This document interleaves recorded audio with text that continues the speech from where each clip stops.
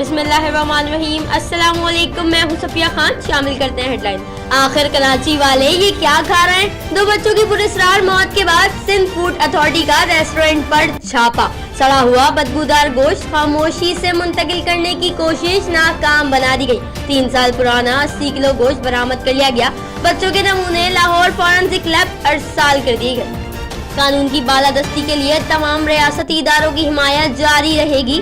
Army chief کی زیر صدارت کور کمانڈر اجلاس۔ ISPR کے مطابق بھارت کی جانب سے شہریوں کو نشانہ بنانے کا معاملہ زیر غور آیا۔ مشرقی سرحد کی صورتحال پر بھی تبادلہ خیال کیا گیا۔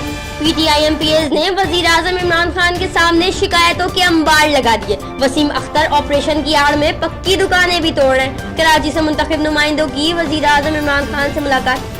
ہمارا احتساب ضرور کیجیے مگر جہانگیر ترین اور پرویز الہی کا بھی حساب ہونا چاہیے۔ سابق وزیر خزانہ مفتی اسماعیل کہتے ہیں دوست ممالک سے مدد مل گئی تو IMF سے قرضہ کیوں لے رہے؟ مصدق ملک بولے غریب عوام کے نام پر سیاست کر کے حکمران خود عیاشی کر رہے ہیں۔ معاشی بحران ٹل گیا تو کیا حکومت کٹوتی شدہ فنڈز واپس کرے گی؟ کراچی کا حسن بحال ہو گیا۔ ایمپریس مارکیٹ دھلائی کے بعد خوبصورت دکھائی دینے لگی۔ غیر قانونی دکانیں اور تجاوزات بھی ہٹا دی گئی۔ ایمپریس مارکیٹ کے اطراف سے ملبہ ہٹانے کا کام جاری۔ SBCA بھی حرکت میں آ گئی۔ خدمت خلق فاؤنڈیشن کے خلاف منی لانڈرنگ کیس تلاش کے لیے FIA نے انوکھا اشتہار جاری کر دیا۔ وسیم اختر، قمر منصور سمیت 724 افراد کے نام فہرست میں شامل کر دیے گئے۔ تفتیشی ٹیم کے وزیر قانون سے 2 گھنٹے تک سوال۔ اپوزیشن لیڈر کو چیئرمین PAC بنانے میں کیا حرج ہے؟ چیئرمین شپ کے لیے حکومت کا پیپلز پارٹی سے رابطہ۔